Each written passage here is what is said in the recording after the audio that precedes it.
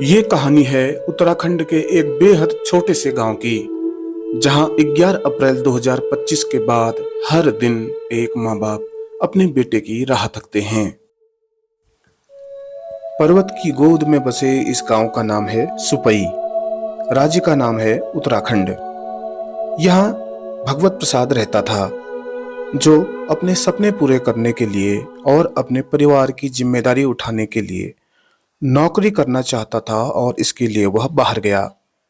लेकिन अब वो लापता है, उसका कुछ भी पता नहीं चलता। भगवत प्रसाद के पिता का नाम बसंत राम है और वह जिला अल्मोड़ा पोस्ट ऑफिस बाड़ेछीना का रहने वाला है। उसके पिता बसंत राम के अनुसार पिछले कुछ समय से वह नौकुचिया ताल में ही होटल में काम कर रहा था।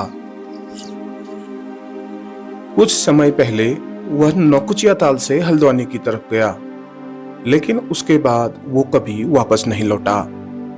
वो अपने माँ बाप का इकलौता बेटा है और यह उसका घर है। आज उसके बूढ़े माता पिता उसकी एक झलक के लिए तरस रहे हैं। भगवत के घर में उसके माता पिता के साथ साथ पत्नी और 2 छोटे बच्चे भी रहते हैं, जिन्हें अभी आप देख रहे हैं।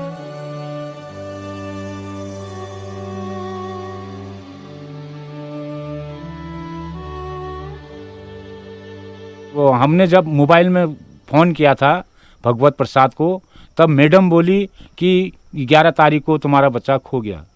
अच्छा, ये कहीं काम करने गया था, क्या था? काम करने गया था वो मैडम के यहाँ नौकुचिया ताल होटल पे। जी। महीनों में काम किया था। मैडम होटल को लेके हल्द्वानी चले गई। हाँ। और 10 तारीख अप्रैल को जी।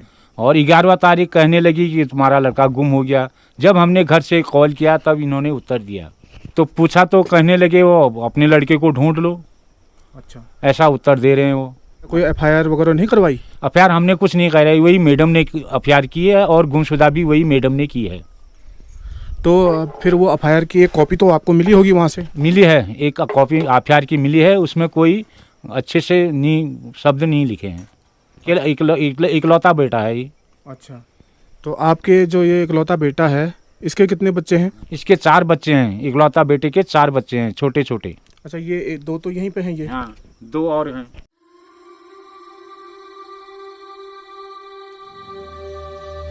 तो रोज फोन पर आपसे बात तो होती होगी ना उनकी? बात होती थी। भगवत प्रसाद हमसे रोज बात करता था। तो फिर कब आने बंद हो गए फोन? फोन 11 तारीख से बंद है अप्रैल। स्विच ऑफ बता रहा है, अभी भी स्विच ऑफ बता रहा है। तो उसके बाद उन लोगों का फोन कब आया फिर आपको? वह आया 13 तारीख को, यानी 3 दिन बाद? 3 दिन बाद।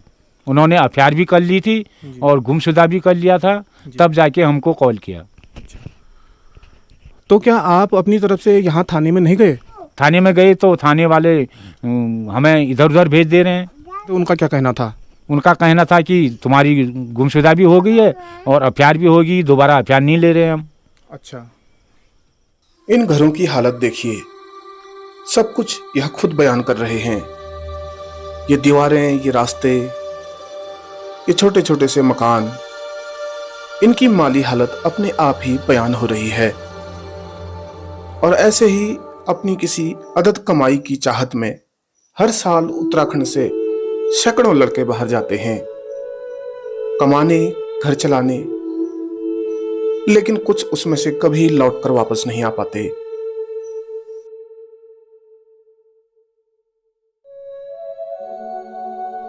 भगवत को तो हम जानते थे बचपन से। ये बसंता का लड़का था, बहुत सीधा साधा लड़का था। आजकल पता नहीं कहाँ चले गया।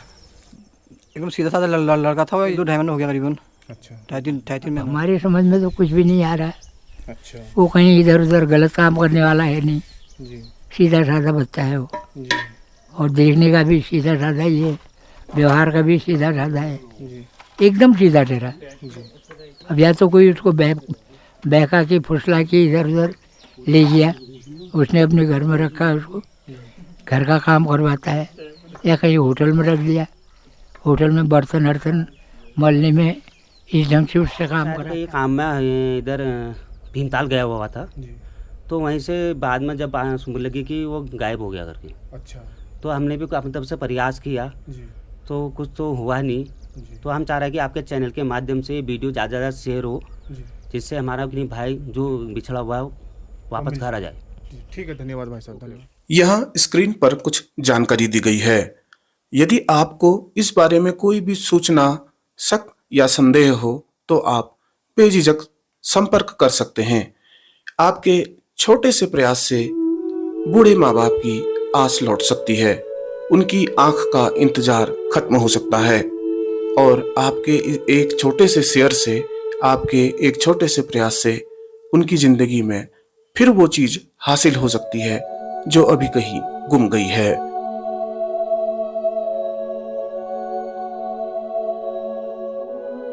आप सभी लोगों से अंत में यही गुजारिश है कि आप ज्यादा से ज्यादा प्रयास करें इस खोए हुए व्यक्ति को ढूंढने का।